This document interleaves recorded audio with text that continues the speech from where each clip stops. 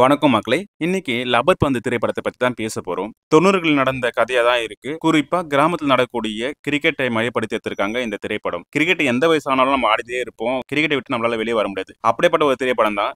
40 வயசு ஆன ஒருத்தரு இங்க கிரிக்கெட் ஆடுறாரு. அது சம்மந்தமா தான் இந்த படமே இருக்கு. இந்த படம் பார்க்குறப்போ 90ஸ்ல ஆடுன அத்தனை பேருக்குமே ஞாபகம் இருக்கும். நம்மளுக்கு வந்து இந்த கிரிக்கெட் எவ்வளோ பிடிக்கும். அதாவது பேட்டிங் இப்போ சொல்லுவேன். அந்த கர்ச்சீப் எல்லார்கிட்டயுமே இருக்கும். ஹேண்டில் பிடிக்க சொல்ல வந்து அந்த கர்ச்சீப்ப நம்ம சுத்திட்டு தான் அடிப்போம். அந்த சீன்லாம் இந்த படத்துல வரப்போ நம்மளுக்கு 90ஸ் ஞாபகம் வருது. 2 பேருக்கான கதை தான் இந்த படம். 90ஸ்ல விளையாடின கெத்தான ஒரு கிரிக்கெட் பிளேயர பத்தி தான் இந்த படம் வருது. அவர் 40 வயசு ஆகியும் இந்த தலைமுறையிலயும் வந்து விளையாட்டு இருக்காரு.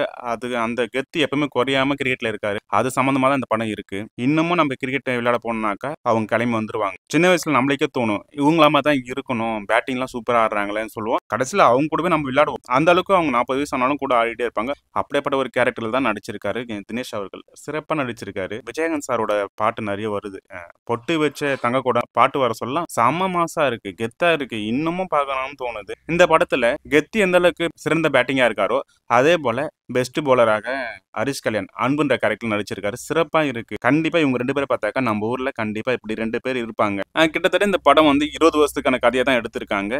₹15 லப்பர் பந்து வித்தப்போ என்ன நடந்துச்சோ அங்க ஆரம்பிச்சு இன்னைக்கு ₹55 கிரிக்கெட் பால் விளையாடுற வரைக்கும் இந்த படத்தை கொண்டு போயிருக்காங்க. கண்டிப்பா 90s கிட்ஸ் எல்லாருக்குமே இந்த படம் பார்க்குறப்போ அவங்க விளையாடின கிரிக்கெட்டையும் அவங்க வாழ்ந்த வாழ்க்கையும் சிறப்பா சொல்லியிருப்பாங்க. குறிப்பா கிராமத்துல விளையாடின கிரிக்கெட்டை கரெக்டா சொல்லியிருக்காங்க. இதை தாண்டி காதல் அழகா சொல்லியிருக்காங்க. ஜாதினால இந்த ஏற்றத்தாழ்வு எப்படி இருக்கு என்பது முகம் சுளிக்காம அழகான சிறப்பான காட்சியா சொல்லியிருக்காங்க. எந்த இடத்துலயுமே இது ஜாதியே சொல்றாங்கன்ற மாதிரிலாம் இல்ல. சோ இந்த விஷயங்களும் இருக்கு அப்படின்றத சிறப்பா சொல்லியிருக்காரு இயக்குனர் தமிழரசன் பச்சைமுத்து அவர்கள். குறிப்பா இந்த கிராமத்தில் ஆடக்கூடிய கிரிக்கெட்டை இந்த படம் சூப்பரா சொல்லியிருப்பாங்க. நம்ம உள்ளூர் கிரிக்கெட்ல நம்ம விளையாடுனதை அப்படியே சொல்லியிருக்காங்க. அதாவது தோத்து போன ஒரு டீம்ல ஒரு நல்ல பிளேயர் விளையாட முடியலனாக்கா இன்னொரு டீம்ல போட்டு செட்டிங் டீம் சொல்லிட்டு நம்ம போயிட்டு ஆடுவோம். அந்த டீம்ல போய் ஆடுவோம். அது அழகா சொல்லியிருக்காரு இயக்குனர். இந்த யூகோ பிரச்சனை, அதாவது கிரிக்கெட்ல வந்து யூகோ கண்டிப்பா இருக்கும். நல்லா விளையாடக்கூடிய பேட்ஸ்மேனுக்கும் நல்லா பவுலிங் போடக்கூடிய பவுலருக்கும் யூகோ கண்டிப்பா இருக்கும்.